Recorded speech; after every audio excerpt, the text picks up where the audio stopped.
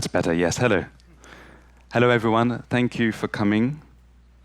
I want to start by thanking the organizers, and in particular, Jacek Nowak and everyone at the festival here for their organization. I want to thank them for bringing me here from Paris in France. I want to thank the translator who is allowing you to understand me and making me sound very good, I'm sure, in Polish.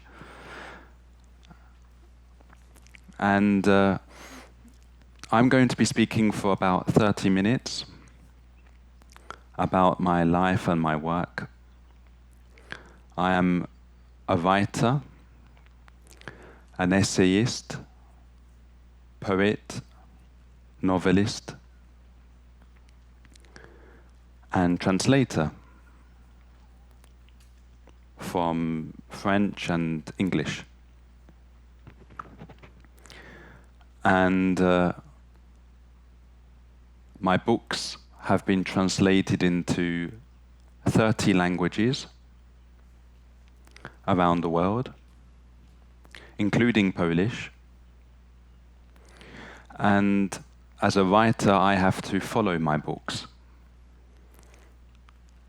And so I'm always traveling. And my books are much more intelligent than I am. They speak many more languages. So I hope to do them justice today. It's the sign of good writing to have books that surprise even the writer before they surprise the reader. But imagine now that we are not in this hall in Silesia, in Katowice. Imagine that we are in a time machine and we are going back to the 1980s in London.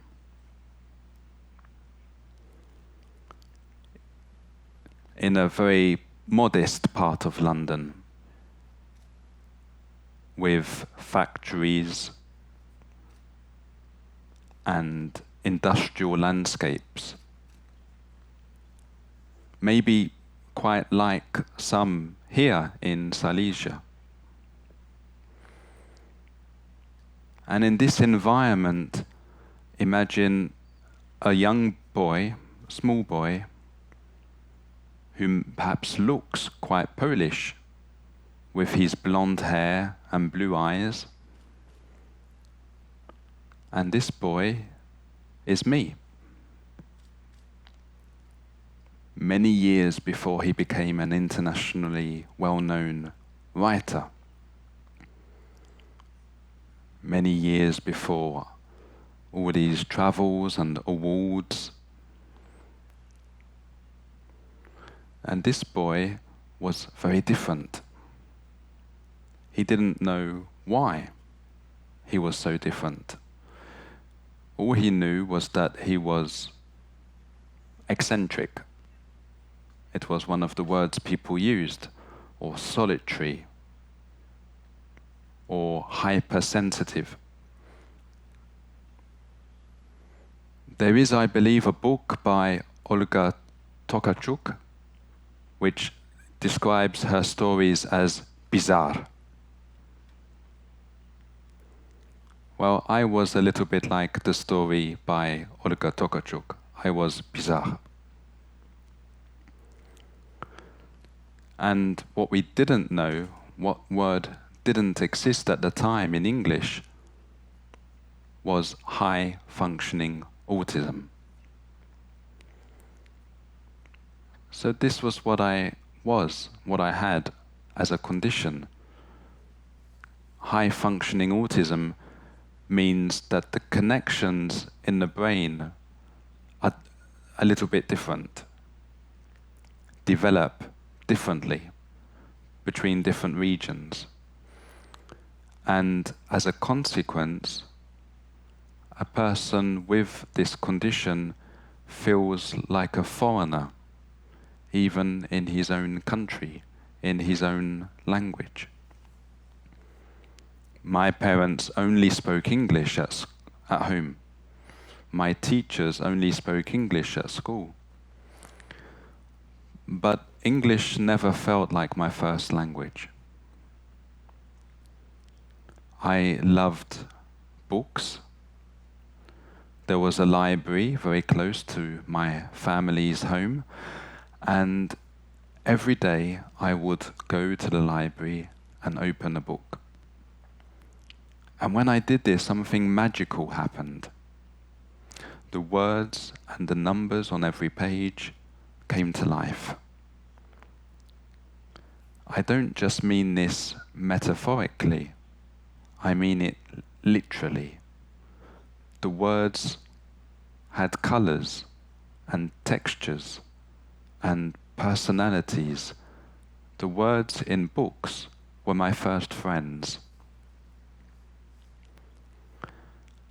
And I would spend many hours in a whole nother world created by these words. And so all these emotions and textures and pictures in my mind, this was like my first language. The number 11 is like a lamp that you hold up in a dark room. The number 37 is lumpy, like dark coal or oats in hot water. The number 89 is like snow falling on a winter day.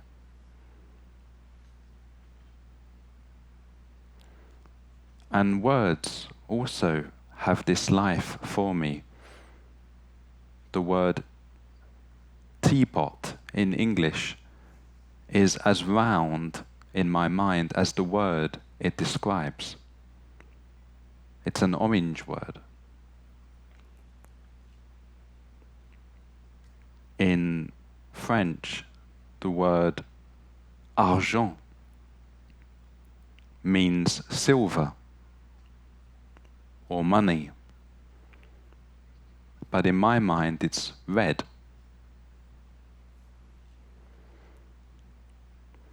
And so I'm able to see whole worlds in every word, in every number. It's a gift. But it came at a price. Because growing up, I had much difficulty understanding other people. This is a common symptom, characteristic of autism. And again, books, literature helped me, saved me in some ways, because I would go to the library, I would find novels, and I would look inside the stories and see the dialogue between the different characters. And novels are wonderful because they help us to look inside other people's minds, other people's hearts, other people's souls. Novels help make people transparent. We can look inside their lives, their inner lives, not the way they show themselves to us, but the way they talk to themselves, to their lovers, to their God. So I had this opportunity, thanks to fiction, to discover these inner lives that I found so hard to understand otherwise. And the other way in to this inner life was poetry. Poetry was the thing that resembled the most how my mind worked. It was like I was a poet without knowing it. And so I spent much time with my books, and then I would try to use what I learned to talk to other English children. And the difficulty was that people do not talk as books talk. Children in a playground do not sound like novels written in the 1950s. So the English I learned and used was not an English that the other children could easily understand. And I blamed this on the books. I thought that I had read the wrong kinds of novels, that the authors of these novels were bad writers. The dialogue was not very good. And if I could only find novels that had better dialogue, better written, I would be able to speak like the other children. So I went back to the library many times, trying to find the right books with the right dialogue. But of course, I could never find exactly the way people speak in a book. So I was learning the limits of language. And the only way to learn was to make mistakes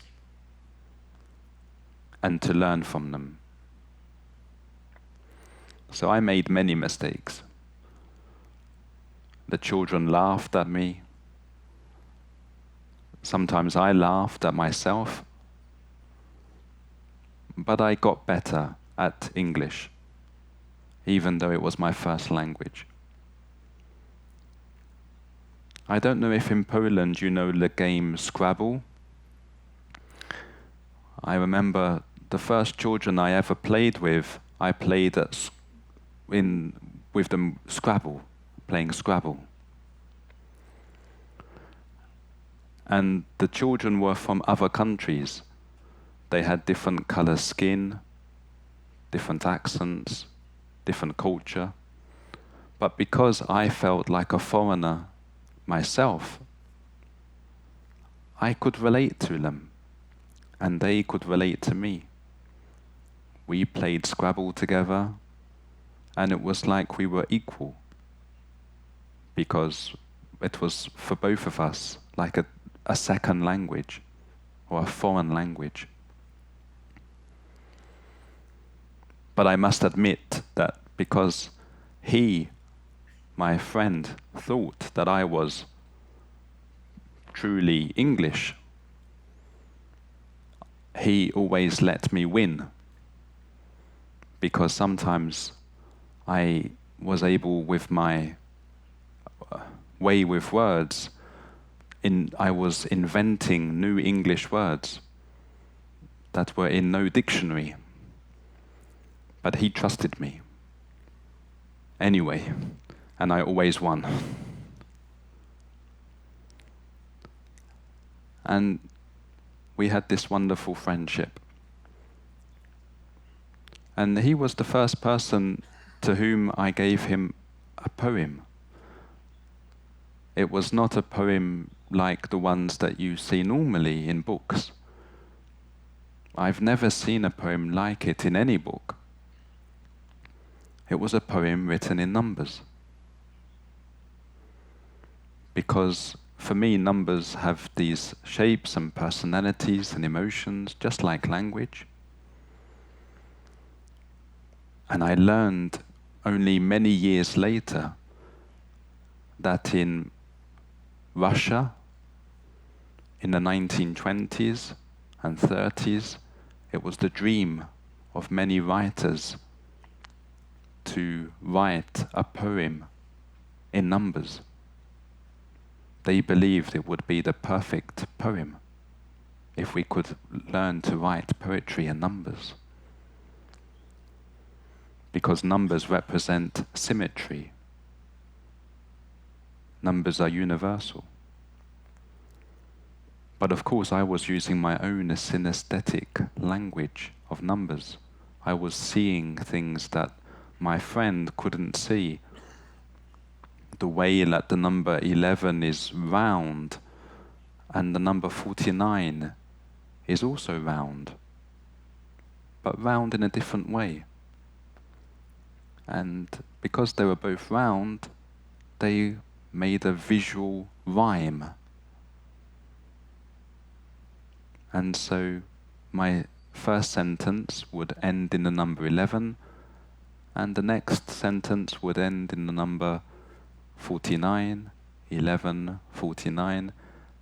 It was like they were rhyming, a rhyming couplet in a poem. And of course my friend, he was from Iran. He had fled with his family, the Ayatollah, to come to England. He had seen many things, but he had never seen a poem written in numbers. He looked at the piece of paper, he looked at me, and he said, we were maybe 10 years old, but he was wise for his 10 years. And he looked at me and he said, I don't understand this, but it's beautiful. You should continue writing. I continued my studies. I was a fast learner. I got on well with my teachers. It was more difficult with the other children. And as I got older, I read different kinds of books. Some of the books spoke about countries, other languages. I said to myself, maybe my language is out there somewhere. I can go and travel and I can find maybe this other country where I belong. Of course, I never found this country. It's an inner country. Literature is my homeland.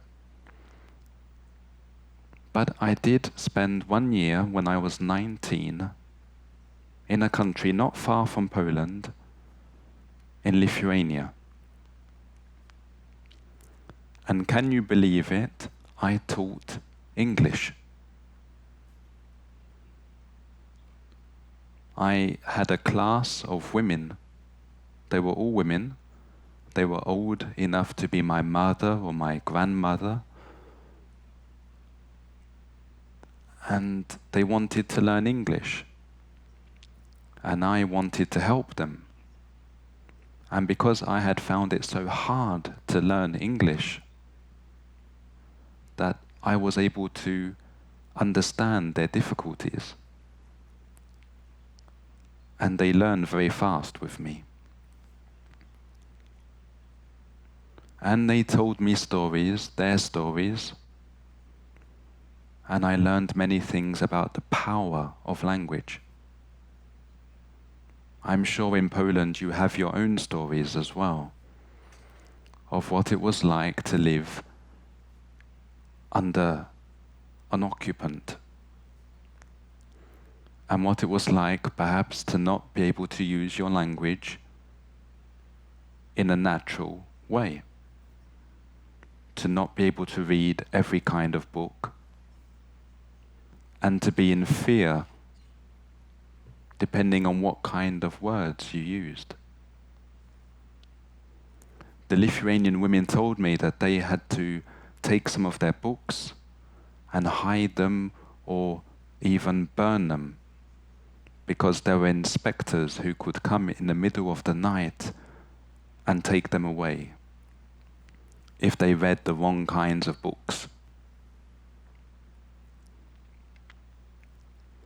So this gave me an understanding of the immense power of language. It's not just about conversation, it's about imagination. And who can imagine freely can live freely.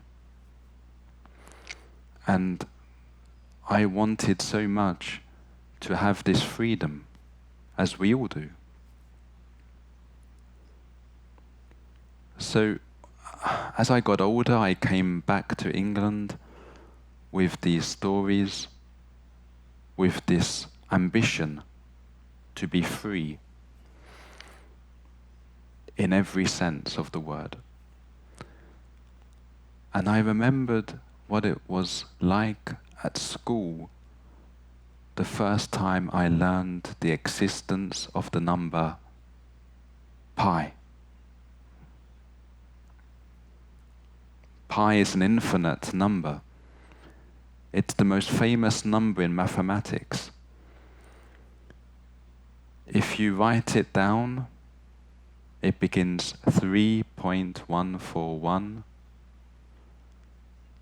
And if you continue and you continue on a piece of paper as big as this hall, or on a piece of paper as big as Katowice, or as big as the whole of Silesia, the whole of Poland, the whole of Europe, the whole of the world, our galaxy, the universe, you still don't have enough space to write all the numbers down. That is what it means to be infinite. And the moment I learned the existence of this number, I fell in love with it. It was the same experience for your most famous poet, Wisława Szymborska. She wrote a magnificent poem all about the number pi. And like Szymborska, I wanted to go inside the number pi, the infinite country of the number pi.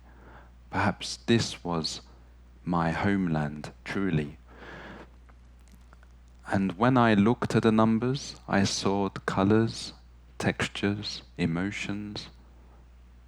I saw a whole story. Pi is like a wonderful poem written in numbers. Who is the author? I don't know. Maybe God. But in any event, it's a poem that should be heard by everyone, because there is everything in the number pi. I learned one winter many thousands of digits of the number pi, with the ambition of reciting it on stage in front of an audience. There were no books big enough to contain all the numbers. I had to use the internet and supercomputers in different countries to calculate all the digits I was learning. I printed them onto sheets of paper, 1 sheet, 2, 3, 5, 8, 10, 15, 20, over 20 pages, and on every page 1,000 digits of the number pi. And I spent this winter like an actor learning a script, and I wanted to get my lines completely correct. And then in March, the following spring, This was in 2004. I was 25. I went to Oxford, the seat of learning in the whole of England, and I sat very shy, like the number 4 in my language of numbers. And like a 4, I closed my eyes, but then I opened them again and I began to speak. Not in English, but in my first language. This language of colors and shapes and textures. And it begins 3.141535979932384. It's the beginning of the most wonderful poem in the whole of literature. It's a shame you weren't there on the day to hear it. People came from all over. There were mathematicians, of course, but there were housewives as well, children, teachers, writers, television. Everyone wanted to listen to the man who spoke in numbers. I spoke for over 5 hours, reciting this beautiful poem. People, to begin with, were so surprised they didn't know how to react. They listened and they realized that it wasn't a robot speaking. It wasn't a computer. It was a young man who could find in numbers the words to describe his life and your life as well. And because pi is an infinite number, every combination of numbers possible is somewhere in there if you go deep enough inside. Suddenly, your telephone number appears. Suddenly, your passcode appears, and you hope nobody has understood. Suddenly, the day and the month and the year you were born appears. Or, without realizing it, the day and the month and the year of your future death. And as I was reciting, the numbers were helping me. When the numbers were heavy and black and blue, like the numbers 9 or the numbers 8, I would slow down. It was like in an orchestra, listening to drums or trombones. And then suddenly there would be a 1 appear out of all the 9s, or a 6, or a 2. And people in the audience would breathe differently, as if they had waited their whole lives to hear this number 2, or this number 1, or this number 5, like a flute in the middle of the night. And some people even had tears in their eyes. And journalists afterwards asked them, "Why are you crying?" And they said it was like a religious experience, as if eternity had visited us in this room in Oxford, in England. And for 5 hours, I had been the spokesman for eternity. At the end, I didn't know what to do, but I had one certainty. I had this vocation. I could write. I could tell stories. in Polish, the word writer is pisarz. P, the number pi, P, sash. So I became, after reciting P, I became a pisarz. And I dedicated myself to this work. That when you open one of my books and you read the words, whether in my English or in my French or in a translator's Polish, that for the time you read my book, you become synesthetic too. You see numbers and words and the world in a completely new and different way. This is the gift of literature. And my books have traveled very far, as I said, and I hope they will continue to appear in Polish. A little later, in about 30 minutes, there will be in the bookshop an opportunity to meet me, and if you have some questions, I'm sure some of you are not too shy, like the number 4. You will have questions. Please come to me with your questions. And even if you don't have enough English, there is a nice lady called Magda who will translate. And we can have a conversation. And if you want to have my books in Polish, I can sign them for you as well. And I have written fiction, I have written poetry, and the books that are in Polish, they are essays about how to see the world in new ways, with numbers and words, in a completely new vision. I think that's all for today. Thank you very much.